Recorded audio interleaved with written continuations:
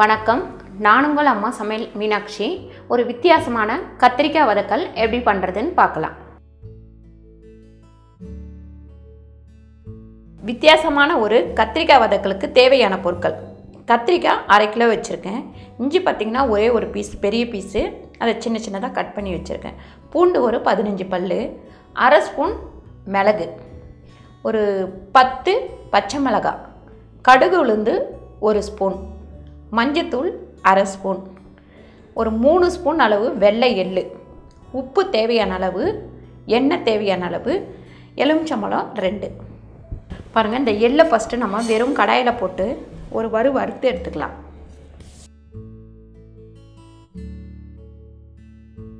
பாருங்கள், எள்ளு நல்லா இப்படி படப்படன்னு பொரியிற வரைக்கும் நல்லா வறுத்து எடுத்துக்கோங்க.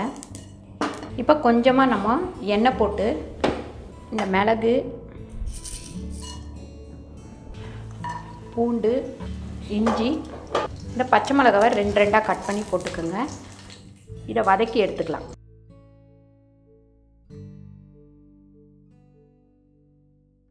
பாருங்கள், இது இந்த அளவுக்கு நல்லா வதக்கிடுங்க. இந்த பச்சை வாடை போகிற வரைக்கும் நல்லா வதக்கிட்டோம்னா தான் நல்லா டேஸ்ட்டாக இருக்கும்.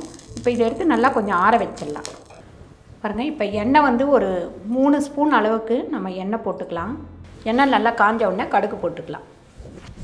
பாருங்கள், இப்போ கடுகு உளுந்து போட்டுக்கலாம். எண்ணெய் நல்லா காஞ்சிருச்சு. கத்திரிக்காய் பார்த்திங்கன்னா இப்படி நீட்டு வாக்கில் நான் கட் பண்ணி வச்சுருக்கேன். இப்போ நம்ம இந்த கடுகு உளுந்து போட்டோடனே இந்த கத்திரிக்காயை போட்டு நல்லா வதக்கிடுவோம். கத்திரிக்காய் போட்ட உடனே இந்த மஞ்சத்தூள் போட்டுருவோம். அப்போ தான் இந்த கலர் கொஞ்சம் மாறாமல் வரும்.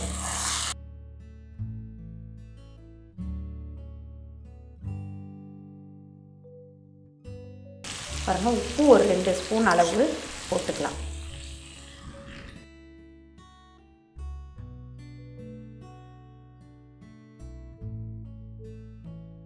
பாருங்கள், இது நல்லா வதங்குற வரைக்கும் நல்லா வதங்கணும்.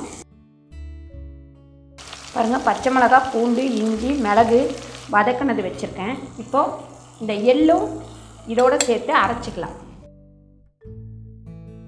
பாருங்கள், இந்த கத்திரிக்காய் இந்த அளவுக்கு நல்லா வதங்கிடணும். அதுக்கப்புறம் இந்த மசாலா, நம்ம அந்த பச்சை மிளகாய், எள்ளு, மிளகு, பூண்டு, இஞ்சி இதெல்லாமே நம்ம வதக்கி அரைச்சி எடுத்து வச்சுருக்கேன். இதை இதில் போட்டுருவோம்.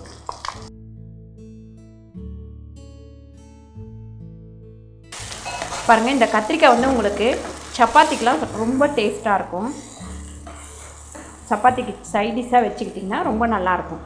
இப்போ இந்த லெமன் சாறு, ஏன்னா கத்திரிக்காய்ன்றது கொஞ்சம் அந்த கார்ற மாதிரியே இருக்கும் புளிப்பு போடலைன்னா, அதனால் இந்த லெமன் சாறு.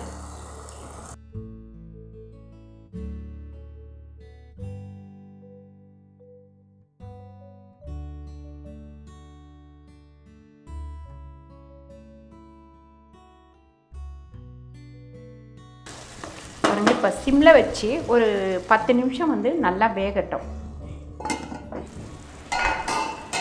பாருங்கள், இந்த மாதிரி கொஞ்சம் நல்லா இந்த எண்ணெய் தெளிகிற வரைக்கும் நம்ம இதை நல்லா வேக விடணும். அப்போ தான் நமக்கு நல்லா டேஸ்ட்டாக இருக்கும்.